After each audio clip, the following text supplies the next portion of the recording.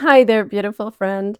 Today I'm in a mood to do a little compare and contrast in a short video, kind of like a tale of two cities, the best of times, the worst of times. I've shared my life with two men. One was truly the worst of times. One is the best of times. And I should have known what I was getting into with both of them, and so should you. Let me show you the two men here in case you're visual. This is Jake, my Mormon returned missionary husband of 24 years, and this is Kevin, my partner of the last 6. We're actually celebrating our 5th year since our commitment ceremony when we blended our lives in just a couple days on July 11th. Super exciting. I'm going to start with the bad part, and this is truly the worst thing in my entire life, hands down. Nothing else compares to how horrific this relationship was. And if you don't already know, I spent 24 years married to Jake, and he secretly hated women, which is the topic of this video today. And I didn't see it, in part because I wanted to believe that I was the exception, that he didn't hate all women. He just hated all of the bad women that had filled up his life prior to meeting me. If any of this sounds familiar, go ahead and lean in. I'm going to do my best to hand you the flashlight that I wished I'd had, to show you the red flags that I ignored and the green flags that finally led me to real love. And I want to say right here off the bat, hold out. Never settle. Let's learn to spot the difference between the Jakes and the Kevins together. You ready? Ready on the set? Let's try this again. I'm Jenny Gage, and this is Life Take 2.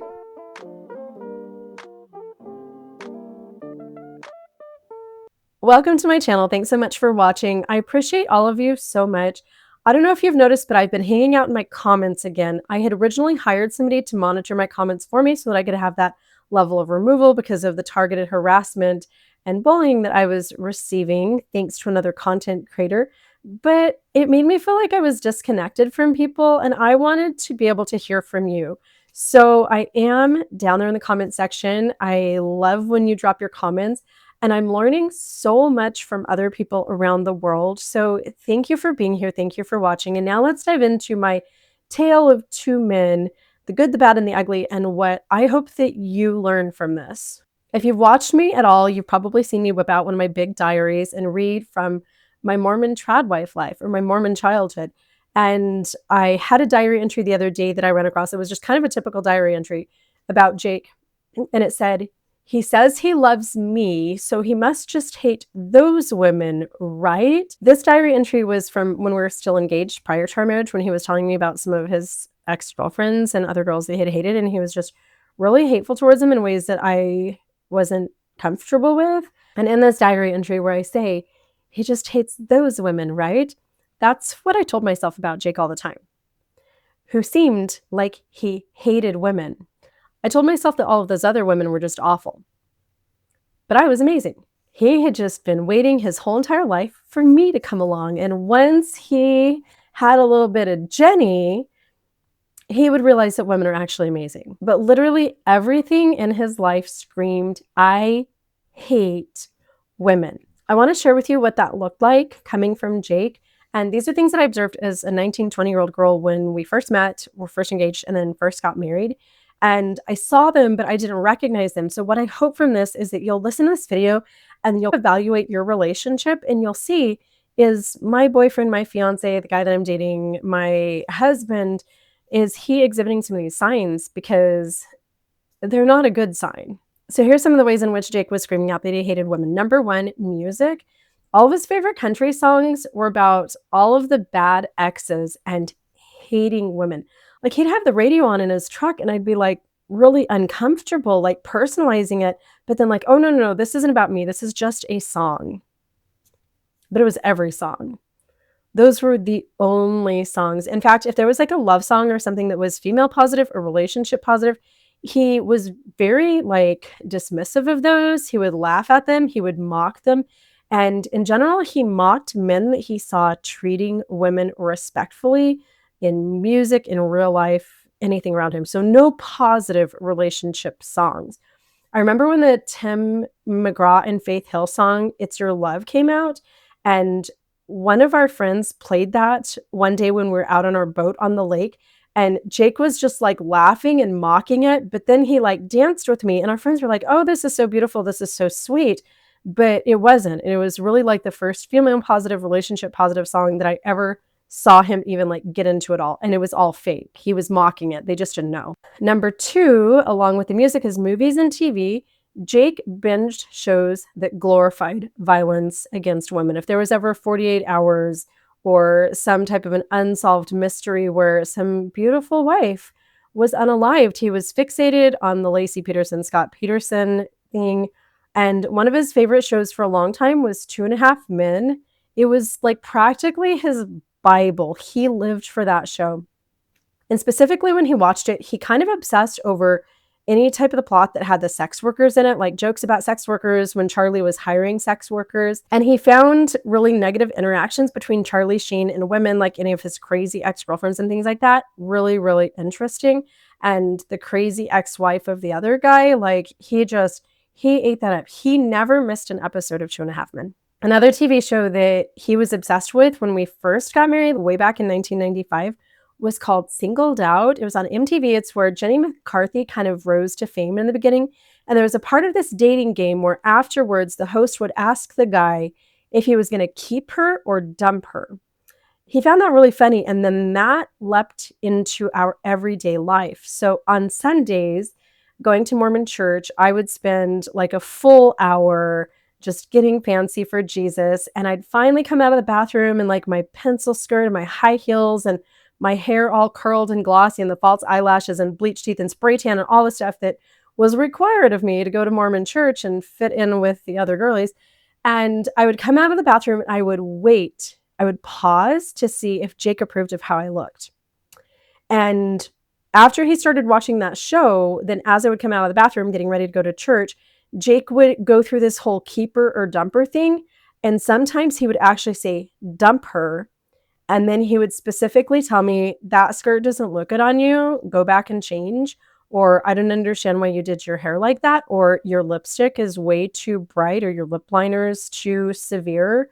And so then I would like in a hurry undo everything, go back into my closet, tear everything off. I would sometimes go through 10 to 12 outfits before I left for church. And if he said keeper, that wasn't really like positive and reaffirming. It was just like, yeah, I guess she'll do. Number three, Jake was actually just mirroring a bunch of stuff from his friend group.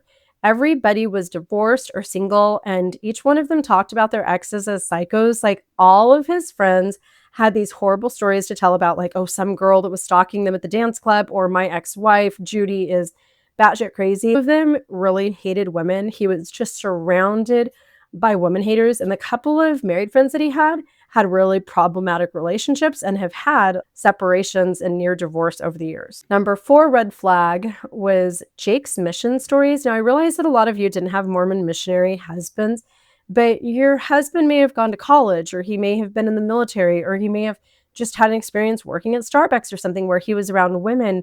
And it's really important for you to listen to those stories that they tell you about other women. So here's Jake's specific manifestation of woman hating.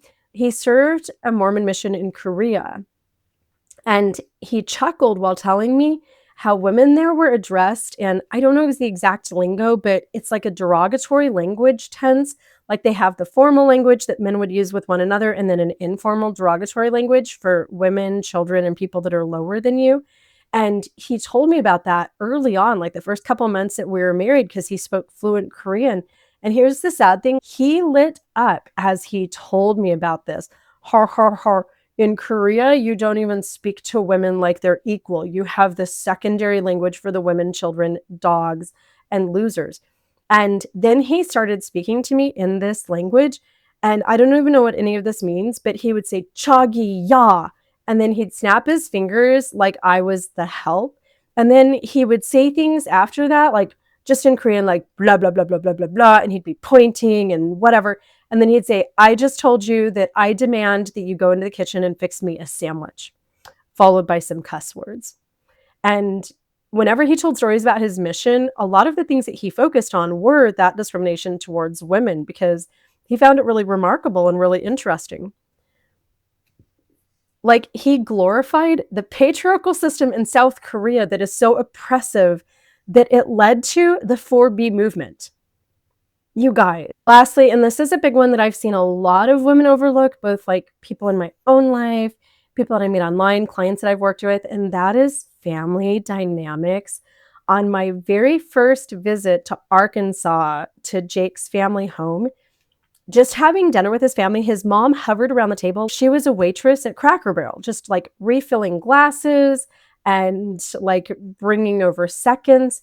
His stepdad never once ever got up from the table. From the time he sat his butt down in that chair, he just sat there and ate, just like you would at a restaurant. My mother in law would literally get up and like get the salt and pepper and bring him a refill on his drink and all of these other things.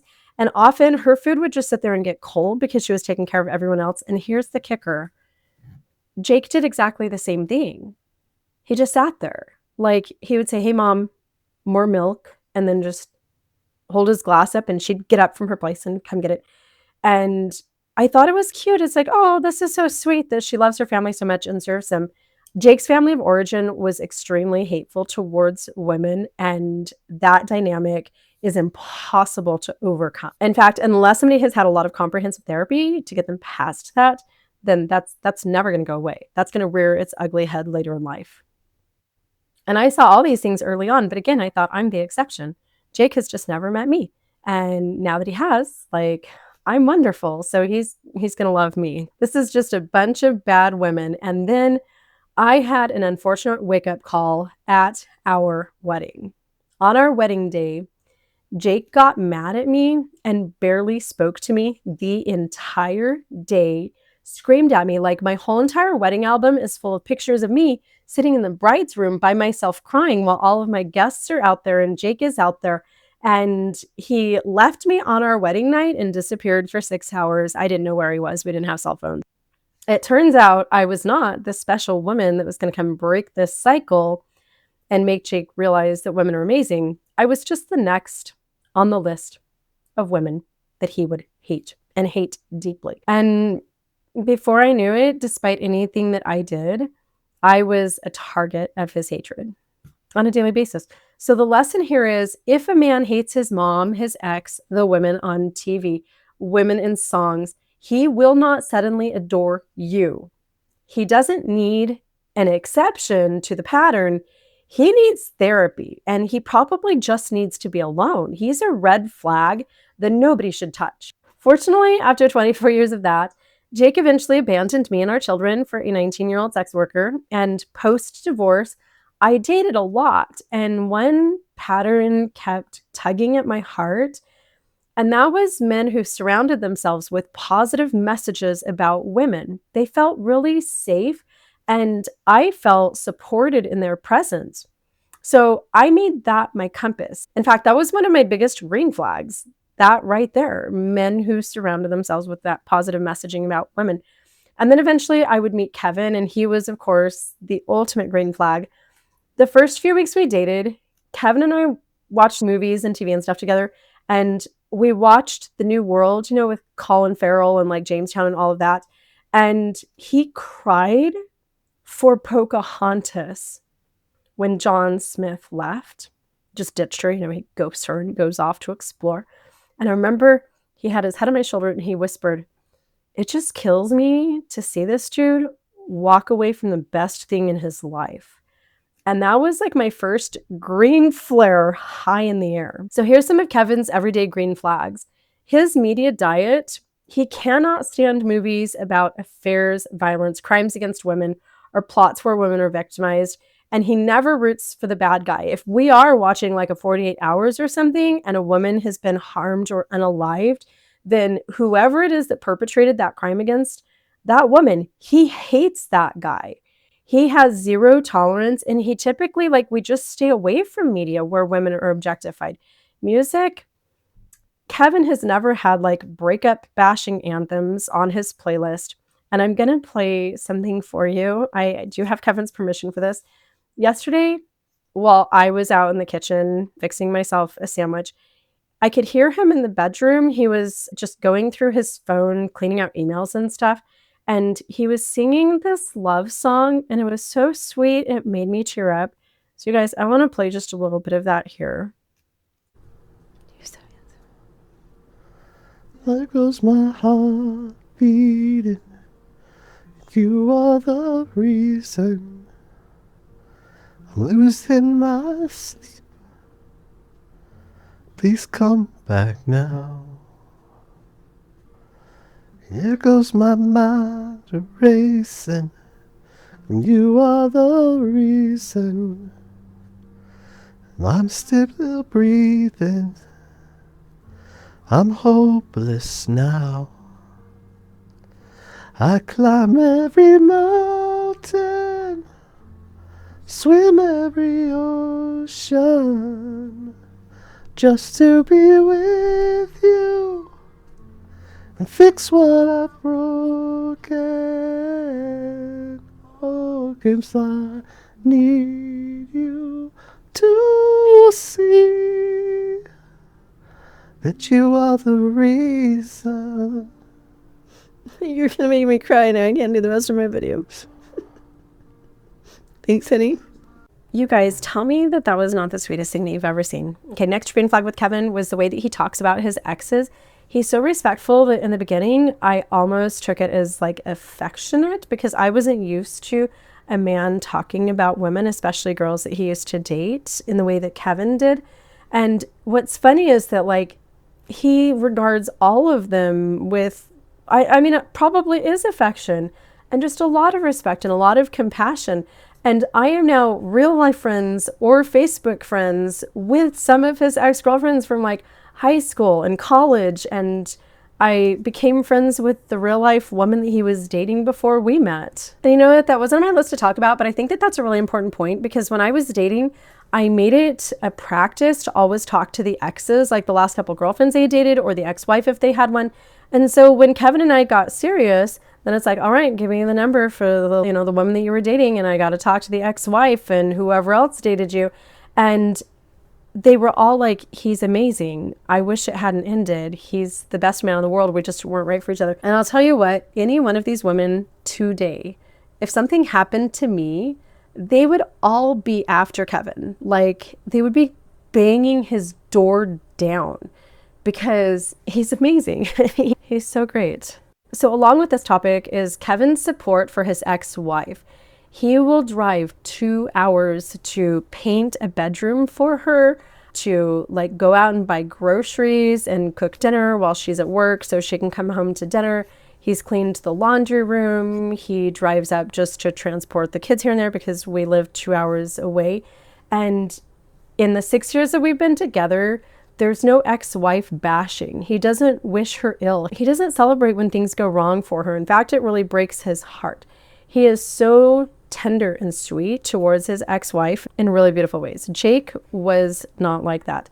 Okay, Jake had his mission stories. Kev has work stories. He's an educator, and he speaks so lovingly about families and students. Like if some mom comes in and she has a problem with something, Kevin speaks about the mom with so much compassion. He's so supportive of his staff, and as an educator, most of his staff is female. There's only a couple of guys down there. He's one of the only boys on campus, and he's so respectful and so compassionate. I never hear a work story from Kevin where he's ripping apart a woman. Never. His friend circle is absolutely amazing. Every close friend is in a healthy relationship, and if they're divorced, they are really healthy co-parents. They have a good divorce. And they all talk about their partners with genuine admiration. Like his whole entire friend group is very supportive of women, very supportive of me, very supportive of relationships. And they're beautiful, beautiful people. And along with that is Kevin's family legacy. His grandpa constantly spoke of his late wife with like these starry eyes and just like, I can't wait to die so I can be with her again.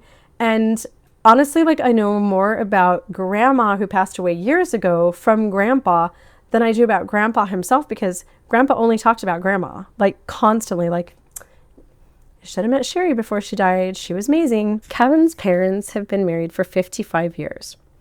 And the only way I can describe them is they're like these two little fluffy lovebirds.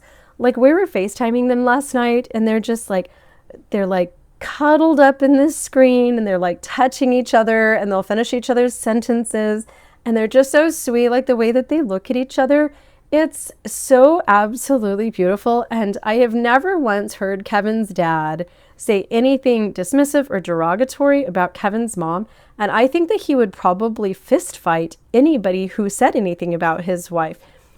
In the 6 years that Kevin and I have been together, he has never belittled me, never harmed me, never been anything but supportive. It's wild, and it was really hard for me to get used to.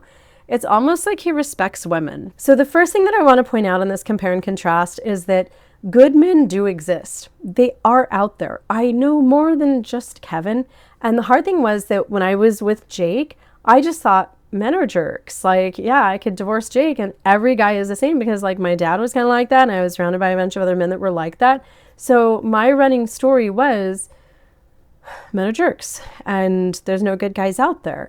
And I wish that that hadn't been my narrative, because if I had known that there were men like Kevin out there, then I don't know, it probably would have changed things and given me hope. And I don't know. If I knew Kevin was out there, I might have run for the hills a long time ago. You know, it's crazy. Kevin and I lived within like a mile of each other for years, and we literally crossed paths multiple times and did not meet. And then I'm going to do a full video on this with Kevin, but Kevin was one of my YouTube followers for a year. He followed my original Life Take Two divorce care podcast. We finally met in real life, but anyway, he was out there being amazing and I was with a jerk, and that was unfortunate. So let me tell you how I want you to use this lens, because it's really important not just to know these points, but to know how to use these points. So first of all, audit his inputs. Any feedback that he has coming into his life, what music, what jokes, what shows, what friend conversations feed his soul, because you may be at a point in your relationship right now where he's treating you really nice and you feel like he respects you and like he respects women in general, and you're missing those signs too. And that's exactly where I was in the beginning. Jake was Prince Charming. He treated me like a princess, and I was missing all of this stuff around me, and I just didn't think that it mattered. Number two, watch him in community. Not just how does he treat you, because again, you may be in that good phase right now where he thinks that you're a princess, but how does he treat servers? How does he treat the flight attendant? How does he treat, like if he has an ex-wife, how does he treat the school teachers for his kids, his mom? Women who can't give him anything in return, that aren't his narcissistic supply, how's he treating them? Number three, listen carefully for blame. If he's putting things on other women, like all my exes are crazy, you've got to learn to translate that. That translates to, I take zero responsibility. If he has stories about why this woman sucks or why that woman's mean to him, translate. That translates to, I've done something to harm this woman, which is making her react like that. And number four, you want to notice consistency. Look for this as a long-term habit. Kevin doesn't just put on a feminist cape to impress me. He lives it when I'm not around. If he's texting or having phone conversations that he doesn't think that I'm going to see, or if I'm observing him, like he doesn't even know that I walked into his office and he's just talking to some of the staff, he is always consistently supportive, loving, nurturing, and encouraging to other human beings, and always to women. Don't be fooled by those guys who like it's just a mask that they wear temporarily and then they let it drop when you're not around. Look for that consistency. And if any one of these checkpoints flash red, that's like, you know, when you're at the crosswalk and it's like, walk. That's a run. That is flashing run. Don't walk. Your future self will thank you. I sometimes feel like an internet big sister. That's actually what my TikTok followers called me for a while. And I feel that. So as your internet big sister, I just want to say, sis, you deserve a partner who cries at love songs and lifts up every woman that he meets. Don't let loneliness push you into settling for less. Hold out for the man whose everyday life is one giant green flag parade. I promise they exist. I'm living proof. If this resonated, hit like, subscribe, and share this with your real life little sister or your daughters or another woman who needs this. Just anyone who needs a reminder that she is not the exception. She is the standard for that man. Love you. See you in the next video. Mwah.